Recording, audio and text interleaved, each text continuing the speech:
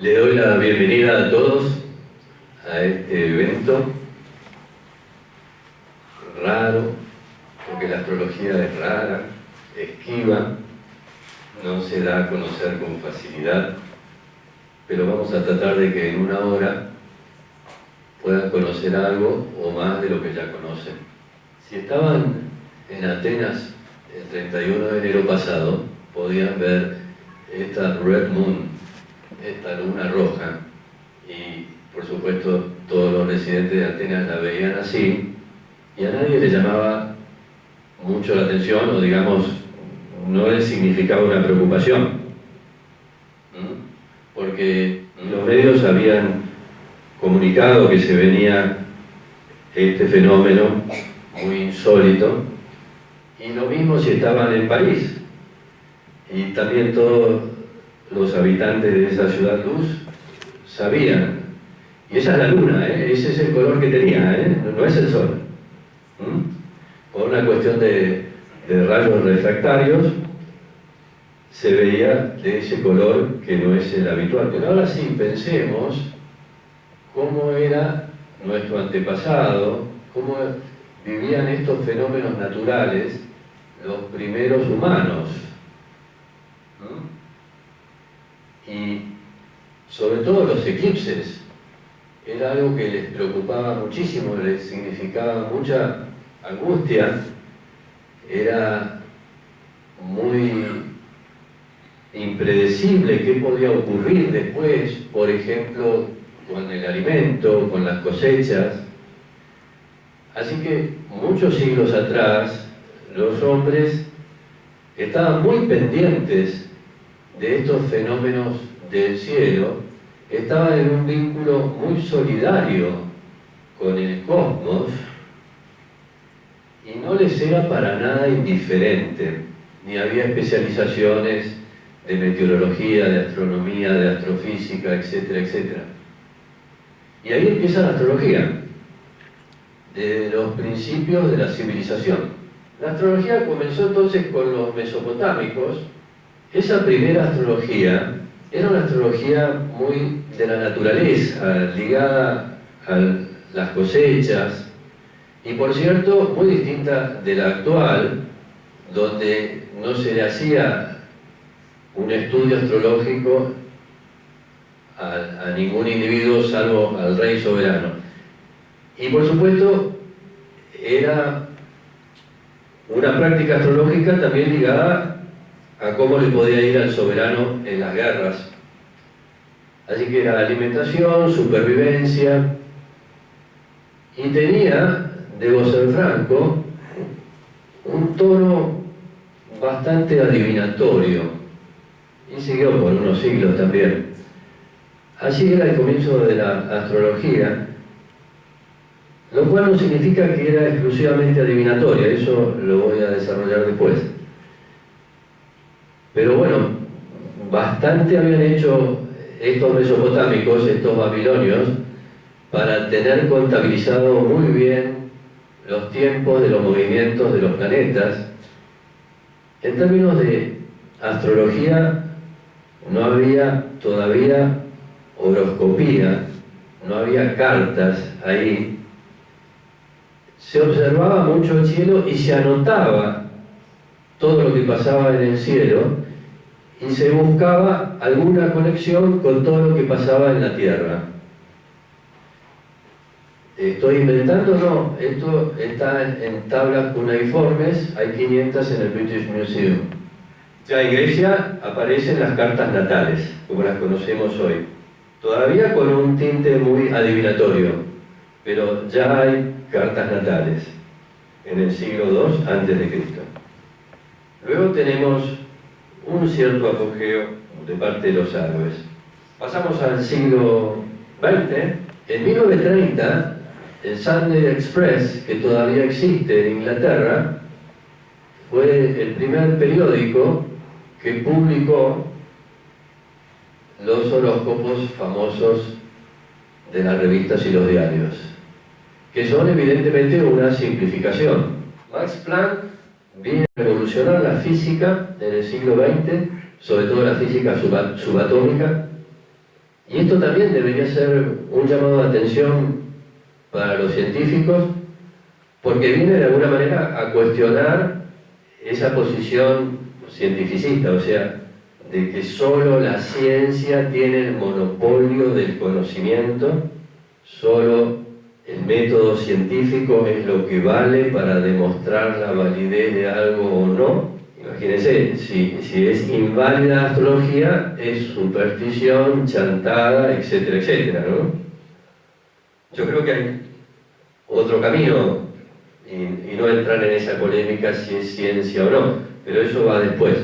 Así que la física cuántica empieza a abrir la cabeza a los científicos respecto de la indeterminación del átomo y de la existencia del principio de no separabilidad, lo cual nos hace saltar muchos siglos atrás y ir de nuevo a los que creíamos unos tontos que tenían un pensamiento muy primitivo en la Mesopotamia o en el Neolítico, si se quiere, y vemos que esta unión con el cosmos, con el universo, por ahí no era tan disparatada.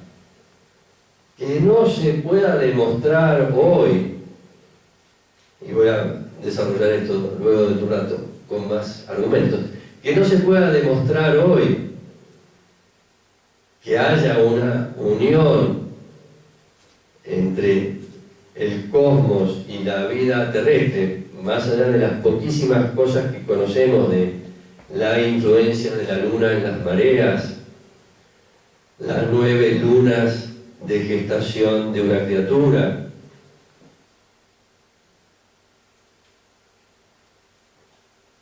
las estaciones, primavera, verano, invierno, otoño, y toda su correlación con las semillas, con los alimentos, etc. Aquí nombremos una palabra que es clave, ¿no? Nosotros en la astrología verdadera sostenemos que hay una correlación, una correspondencia recíproca entre el plano celeste y el plano terrestre, entre el cosmos y la condición humana, o la situación, más que condición, situación humana. Hay un correlato, algo de esto vamos a ver con algunos ejemplos. ¿Y por qué decimos esto nada más? Bueno, tampoco es poca cosa, porque la famosa causalidad, que es lo que le interesa mayormente a la ciencia, como la conocemos, la causalidad no la tenemos demostrada. Pero, ¿por qué diablos tendríamos que negar nosotros la validez de la astrología si no podemos explicar cómo funciona? Que eso es lo que nos pasa. No podemos dar una explicación de ese correlato. Pero esto no debería significar que haya que condenarla o descartarla. Con el descubrimiento del inconsciente y todo lo que eso implica de fenómenos psíquicos, la astrología vuelve como a tener una nueva sangre, a renovarse, y empieza a haber un movimiento en el siglo XX importante de una astrología psicológica. En fin, la astrología se expande mucho en el siglo XX, como se expandió tal vez en Roma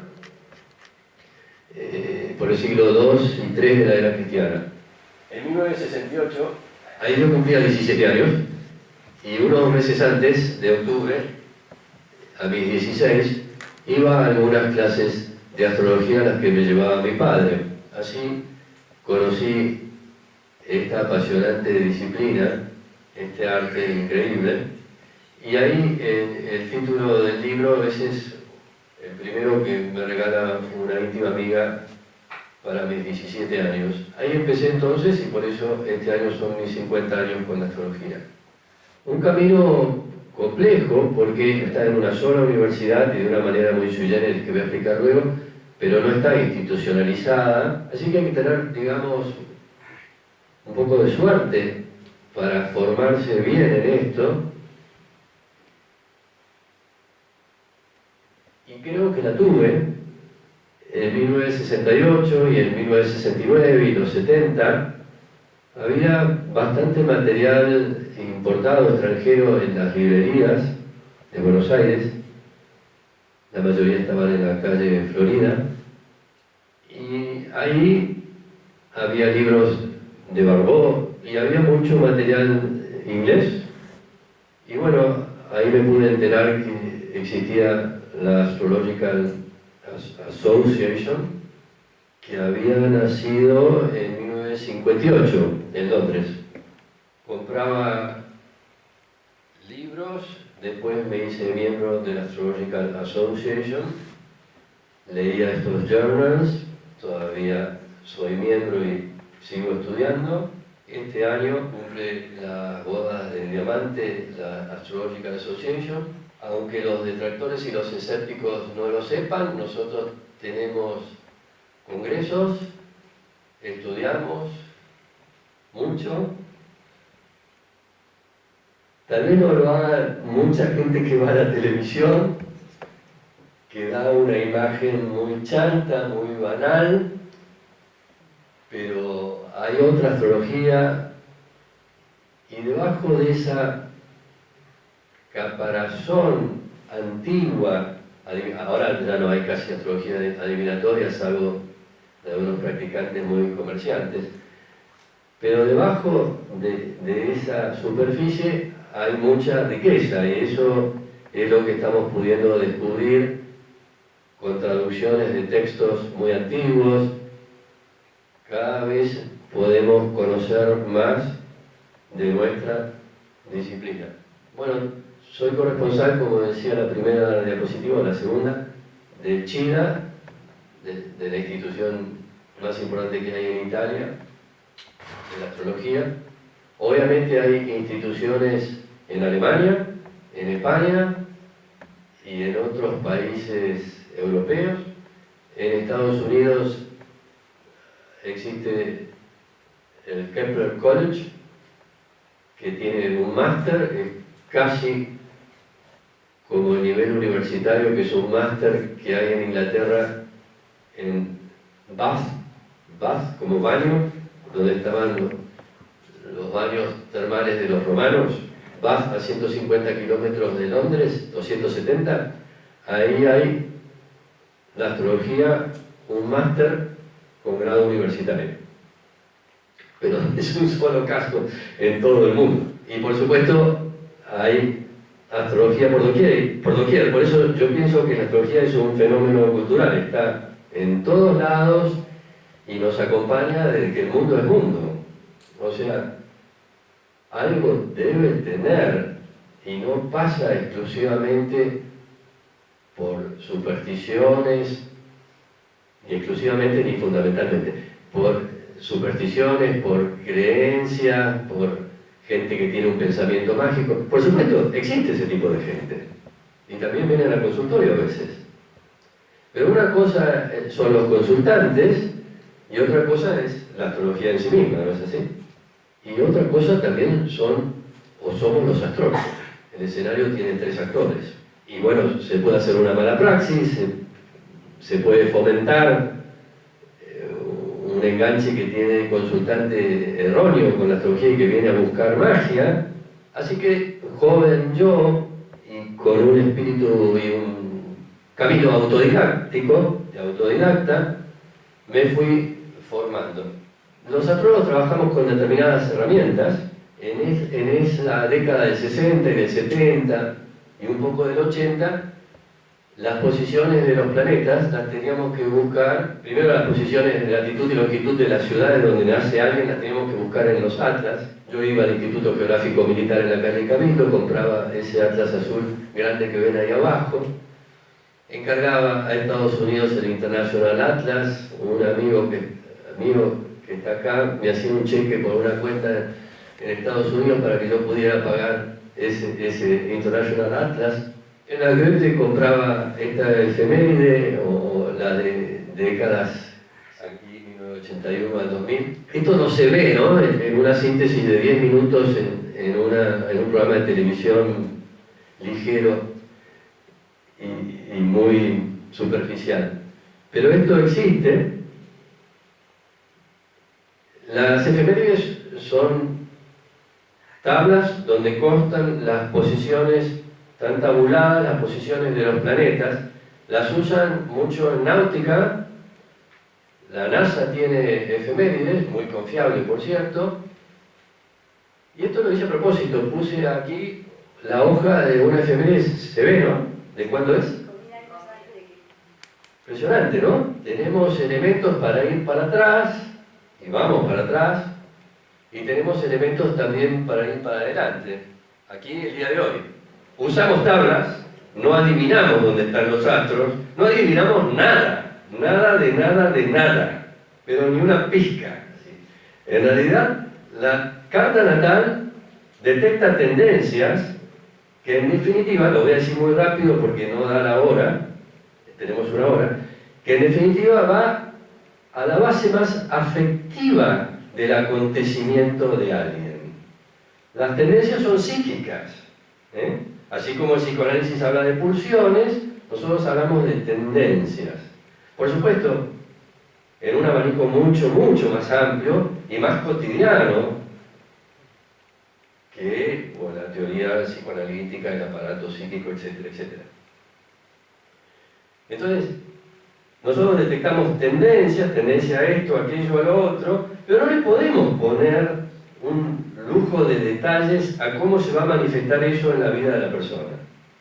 Por eso, necesitamos que nos cuenten lo anecdótico, si la consulta es de alguien adulto, no de una criatura que acaba de nacer o que tiene un año de vida, que nos cuenten, pedimos lo anecdótico, porque lo anecdótico no figura en la carta. A ver, va a comprarse una casa en un balneario en el este, ¿no? Eso es gitanas, ¿no? Eso no existe de ninguna manera, ni va a tener 5 matrimonios, 3 hijos, 2 de ellos mellizos, todos esos disparates que a veces se escuchan no están como posibles en un diagnóstico de carta natal o en cartas de pronóstico. En este camino de formación yo leía libros en francés porque eso leía a mi padre, que se interesó primero él en la astrología, y descubrí al que está considerado entre los mejores astrólogos del mundo, para mí es el mejor, tanto en interpretación de cartas natales como en otra rama de la astrología que es la astrología mundial o mundana, como se llama más técnicamente, que tiene que ver con naciones, sociedades, la economía del mundo, etc. Bueno, me animé a escribirle en el 83, yo ya llevaba 15 años de astrólogo y sentía que era el momento de conectarme con este referente mío, que era toda una institución, así que como yo no tenía una institución a la cual ir, tomé a esta persona como una suerte de institución. Tenía solo el título de psicólogo, pero no había título de astrólogo, no lo hay, salvo en Londres, como les dije. Entonces empecé a escribirle, bueno, hubo mucha correspondencia, me ayudó muchísimo a formarme. En un momento di una conferencia sobre Borges, esta se publicó en Italia. Quiero contar esto porque en una época de fake news hay mucha gente que dice que es tal cosa o que hizo tal cosa y no la hizo. Y como los 50 años son los míos, tengo un poco de derecho a ser autorreferencial, ¿no? Incluso fui al terreno de la investigación y 92% de casos de esta muestra que investigué en 1989 se correspondieron con lo que sería un indicador de una tendencia a la drogadicción. Esto se publicó en Londres, después di una ponencia de esto en Barcelona en un congreso. Ahora vamos de lo más sencillo a lo más complejo, de menor a mayor. El signo de Leo, y aquí un leonino que hizo historia. Leo le gusta el aplauso, brillar, ser centro, hacer algo muy grandioso. Nadie es solo de Leo, ni siquiera esta persona. Todos somos de los 12 signos, pero es elocuente en algunos personajes cómo está la evidencia de que si los libros de todos los siglos describen a Leo como lo describen, bueno, a ver si se da. Es probabilístico, ¿no? Es una cuestión de estadística. La mayoría de la gente de Leo va a tener algunas de las características que pertenecen a Leo. Y aquí Obama, con una audacia brutal, sin haber sido todavía nominado como candidato para competir en las elecciones, se manda un viaje a Berlín y hablan de 200.000 personas. Y miren, la pasarela ya es de rock, ¿no? Él podría haber subido por acá, ¿no? Y listo. Mire toda la puesta en escena, bien leonina, muy elocuente. Ni que hablar de este otro leonino. Está considerado el más grande de todos. En su despedida en la Metropolitan Opera de New York, lo aplaudieron durante 1 hora 37 minutos, si no me equivoco, en su despedida. Éxtasis para un leonino, ¿no? Esta es una estatua importante y la hizo un leonino, Bartoldi, que además le pidió ayuda a otro leonino, que es Eiffel. La Estatua de la Libertad tiene se hizo en Francia y se cargó en un barco de guerra, tenía 120 toneladas de hierro y no sé cuántas toneladas de cobre. Y así llegó en un viaje de 3 meses a New York. Y Eiffel, con sol en Sagitario, pero con ascendente Leo, se mandó este coloso en París. Bueno, lo están considerando uno de los grandes, a Federer. Y aquí vemos cómo se puede ser de Leo por la luna también, y no solo por la hora en que uno nace o por el mes o la fecha en que uno nace. Y van a ver, este caso es muy elocuente también. Conseguí el guión de la película, la que se estrenó hace un mes y pico, y encontré esa frase resaltada en amarillo, que es Leo puro. Esa confianza inmensa que se tiene Leo consigo mismo. Es brutal. Otro ejemplo importante de una hazaña, Sol en Leo. Voy a otro signo. Y fíjese lo que está resaltado en amarillo, ¿no? Y esto para los astrólogos está en código, es muy simple. Esto se corresponde con el signo de Aries. Y Enrique Moreira era de Aries. El símbolo del Sol, creo que ya lo tienen identificado, es un círculo con un punto en el centro. Impulsivo, tomar iniciativas, pionero, abriendo un camino para el tenis en la Argentina, como lo hace un ariete, así se dice Aries en Italia, ariete. Sigo con el signo de Aries, pero vamos a mujeres. La judoka que ganó la primera medalla de oro en los Juegos Olímpicos fue hace 2 años, de 1,50 m, Paula Pareto, con la luna en Aries. O sea, ella no es del Sol en Aries, pero la luna es tan importante como el signo del Sol y el signo del ascendente. Esto no lo dicen los diarios y revistas, obviamente. La mayoría de la gente conoce más a otra jugadora de hockey, pero la primera que fue considerada mejor jugadora del mundo fue Cecilia Rognoni. Y yo leí que le tiró un bochazo por la espalda a un referee en un partido internacional. Y dije, a ver, entonces ahí los astrólogos fuera de la consulta, que nos queremos divertir y disfrutar un rato, bueno, podemos disfrutar la consulta, pero disfrutar de otra manera, sin estar trabajando, a ver qué dice la carta. Tiene que tener algo que se correlacione con tirarle un bochazo a un referee, por lo cual la suspendieron 1 año y tuvo que pagar $5.500 de su bolsillo. Y tenía, por supuesto. Y fíjense, en esta toma de la Nación, en resaltado amarillo, las características que le asignan a esta jugadora argentina. Y en efecto, tenía la luna en Aries, como digo hoy. Aquí tenemos un ascendente en Leo, con un Sol en Tauro. Este es el Sol, como digo, esta es la luna, es fácil. Y aquí hay otro planeta. Lo que me importa es que hay 3 astros en el signo de Tauro. Y dentro del repertorio de todos los símbolos de Tauro, todo lo que pueda abarcar como correspondencia a Tauro, muy simplemente, y todos tenemos Tauro en la carta, todos. Bueno, el dinero, la plata.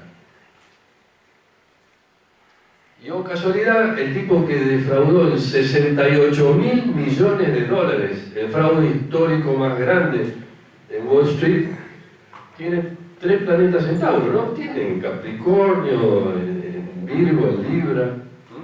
Elocuente, evidencia. Bueno, y el ascendente Leo podemos decir que lo hizo a lo grande, ¿no? Tardamos como 2 o 3 décadas en descubrirlo, pero lo hizo a lo grande, ¿no? Madoff estafó a muchísima gente. Nuevamente el signo del Tauro, que es la síntesis de los cuernos de un toro, ¿eh? La luna, el sol, Venus, que más o menos conocen todos, que tiene predominio sobre el Tauro, lo manda, lo rige. Y aquí tenemos un tipo que escribió un libro que se dio a conocer por muchos años y que habla del capital, ¿eh? Del capital y del capitalismo. Y no es de Capricornio, de Virgo, de Escorpio, de Piscis, de Géminis, aunque sí, tenía Mercurio, que es análogo a Géminis, que es el símbolo de la escritura y demás, en el tercer sector, que tiene que ver con los libros y la escritura. Fui a ver esta magnífica película de los papeles del Pentágono, y dije, bueno, yo quiero ver Ben Bradley y Kate Graham, qué carta tenían. No pude ver la carta porque no está la hora de nacimiento de ellos, pero sí vi la fecha de nacimiento. Y encontré en la carta de ella 3 planetas en Géminis. Después vamos a la de él. Quien no vio la película, le cuento, no la película, sino que ella hereda de su marido el Washington Post y lo hereda en su condición, podemos decir, de geminiana, porque Géminis tiene que ver con las noticias, con la información y con los medios de comunicación. Lo heredó a determinada edad, está bien, pero el hecho es que hay una correspondencia ahí con el signo de Géminis. Luego lleva adelante el diario y luego protagoniza, como muestra la película, un hecho periodístico impresionante. Y después el diario también protagonizó el Watergate, ¿no? Y de Ben Bradley no tenemos la hora.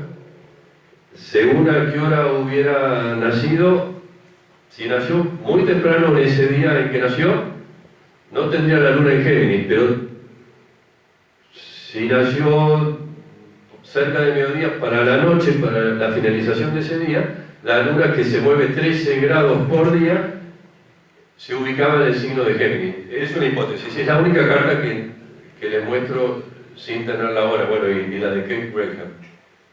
Aquí está Edward Snowden, triple Géminis. Mercurio, el ascendente en Géminis, el Sol en Géminis. Bueno, decimos algunos que es la condición de 3 veces geminiano. No sé cuánto conocen de él, filtró información que tenía la NSA, que vigilaban a la sociedad estadounidense, consiguió eso, se lo pasó al The Guardian y a otro diario que ahora no recuerdo, y se tuvo que asilar en Rusia porque lo quieren poner preso a perpetuidad. Y esto lo hizo un geminiano, ¿no? Consiguió una información y está Escorpio allá a la derecha abajo, con la luna, que como vengo diciendo es también muy importante, que da este gusto por el secreto, por lo prohibido y por lo peligroso, porque podrían darle una sentencia muy severa en Estados Unidos. Otra evidencia, 81 novelas. Pero acá Géminis no por Sol, no por Luna, no por ascendente, sino por 2 planetas que reciben un montón de conexiones, están como valorizando estas conexiones que hay de los restantes astros que los he tapado, los he borrado, que conectan con el signo de Géminis y con los dos planetas allí. La reina del crimen, ¿no? Acuario tiene que ver con los inventos, con las cosas de vanguardia, con las cosas originales. Cuando el Sol estaba en el signo de Acuario, en ese 1886, ocurre esto. Y Carl Benz tenía una relación entre este planeta y este astro Sol que nosotros vemos como que se corresponde con una vanguardia, con un descubrimiento, con un invento. Algunos aquí serán de Sagitario, por Sol o por ascendente, y conocerán la pasión por los viajes, por la conquista, por la exploración, por ir lejos. Y no en vano, el primer astronauta que pisó la Luna tenía la Luna en Sagitario. O sea, era sagitariano por Luna. Bueno, y como leonino, tuvo también todo el brillo, porque el que la pisó segundo fue Aldrin, y de Aldrin algunos ni se acuerdan del apellido, pero todos recordamos en 1969, y casi todos aquí estábamos vivos, que fue este leonino, no un taurino, no un virginiano, el que pisó la Luna. También la Luna en Sagitario, para quien cruzó el Atlántico por primera vez, ahora todo es muy simple, pero bueno, en un vuelo non-stop de 37 horas y media, Charles Lindbergh, con la Luna en Sagitario, no en otro signo, cumplió esa hazaña. Aquí, el zodíaco sin planetas, sin nada, en reposo como están nuestras hojas para trazar un mapa. Cuando Cristóbal Colón descubrió América, el planeta Neptuno, le recuerdo por las dudas, fue en barco. El planeta Neptuno, que es el rey de los mares, Poseidón, estaba orbitando por el signo de Sagitario, no por otro signo. Vuelvo a la carta de Enrique Morea porque es interesante. Hay un estudio estadístico que se hizo hace 30 años en Francia por un matrimonio que se llamó los Gauquelin, Michel y Françoise Gauquelin, y descubrieron que, bueno, en una muestra impresionante de número, primero buscaron en el registro civil en París 25.000 fechas de nacimiento, después agruparon por profesiones y descubrieron que los deportistas y los militares tenían, la mayoría de ellos por estadística, en una frecuencia impresionante, ¿no?, de cálculo de probabilidades, tenían a Marte en este sector 1 o en el 10 o acá por encima del horizonte o acá al costado del meridiano. La carta de Enrique Morea la conseguí hace 3 semanas. Yo dije, tiene que tener algo. Yo ya sabía que era de Aries. Esto lo sabíamos varios. Pero dije, debe tener ascendente Aries o Marte destacado, que es el planeta que rige Aries. Y ahí está Marte, ¿no? Impresionante, la evidencia. Así que otro testimonio de ese espíritu enorme, aguerrido de Enrique Morea, que a una edad avanzada iba al gimnasio del Tenis Club Argentino a ejercitar sus músculos. Piloto es militar también. Marte estaba ahí en la carta de Neil Armstrong. No voy a poner yo 25 cartas de militares, es una muestra como botón. La misma investigación que hicieron los Coquelin descubrieron que la Luna se ubica arriba o sobre el horizonte en la carta de los escritores. Borges tenía la Luna, este es el sector 10º, este es el meridiano como el cenit, y tenía la Luna allí. La astrología es bastante difícil, hay muchas posibilidades de significaciones en todas las conexiones que hay entre los elementos que se ven, aquí nombro algunos. Y ahora voy a compartir con ustedes algo más difícil todavía de la astrología, que es el pronóstico.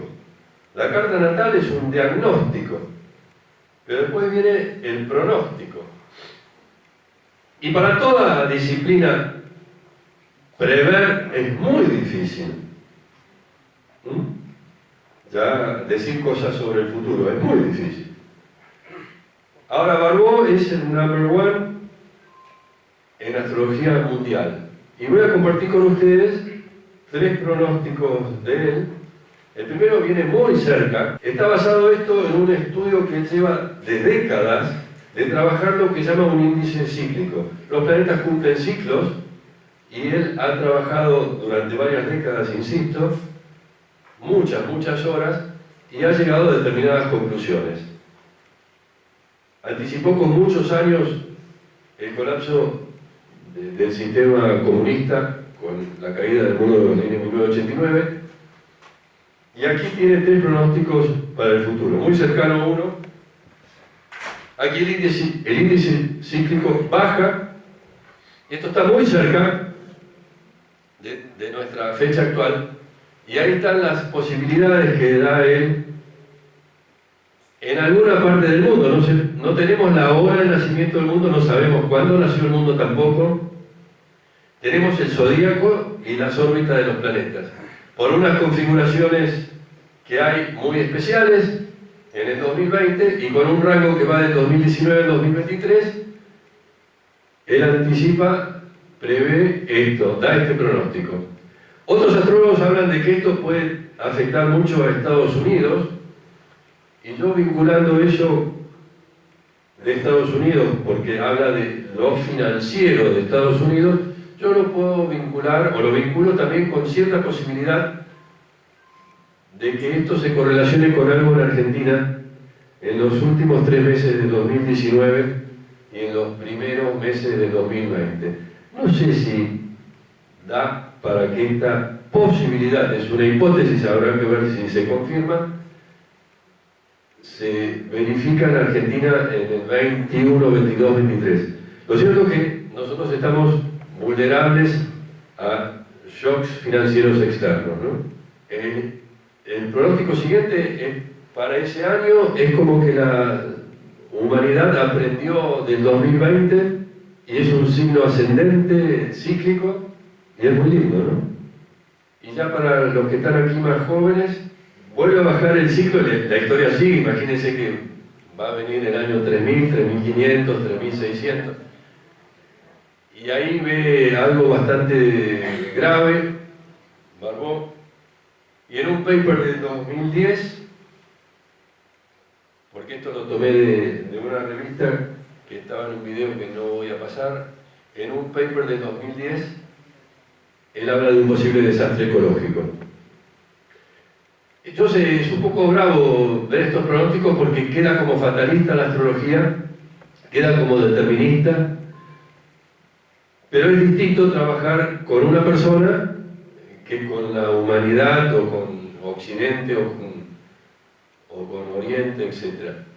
Bueno, en cuanto al 2020, el terrorismo con el Islam está a la vuelta de la esquina. Lo interesante es que esto Barbault lo previó en 1998, perdón, 1990, así que con muchísima anticipación. Esta es la sonda Cassini,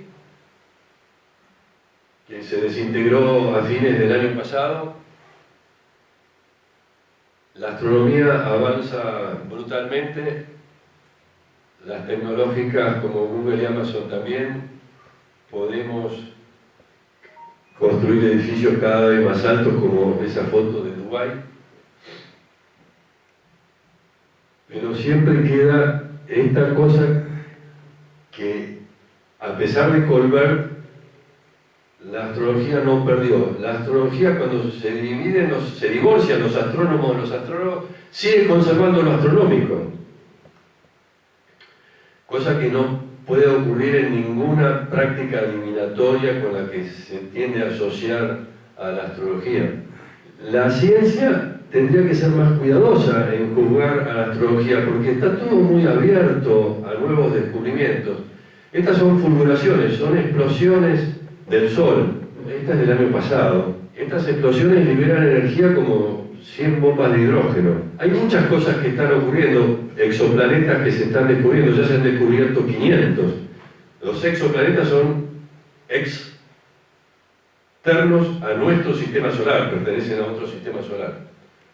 Así que puede ser fantástica esta aventura espacial en la Estación Espacial Internacional, puede ser fantástico toda la tecnología, los drones, las tecnologías exponenciales, la nanotecnología, pero yo creo que siempre vamos a seguir necesitando conectarnos con otros aspectos de la vida, sea en Ipanema, en Papetí o en el campo, mirar al sol. Y doy por concluida la conferencia diciendo que por ahora podemos considerarla como un arte. Veremos si con lo que avanza la ciencia, que ya la física cuántica le dio una paliza a la ciencia tradicional, hay un método científico que hoy no existe que pueda permitir entender y conocer a la astrología. Pero la carta natal, como la intuían los babilonios, nos conecta con ese centro, con ese sol, con nuestro mundo interior. Ese mundo celeste externo está representando nuestro mundo interior. Les agradezco que hayan venido y agradezco a Inés todo lo que me acompañó estos meses y por la canción O Sole Mío que la interpretó ella.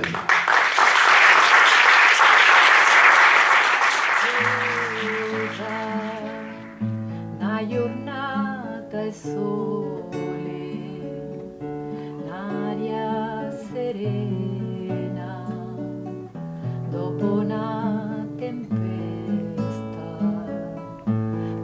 l'aria fresca, pariggiana festa, che bella cosa una giornata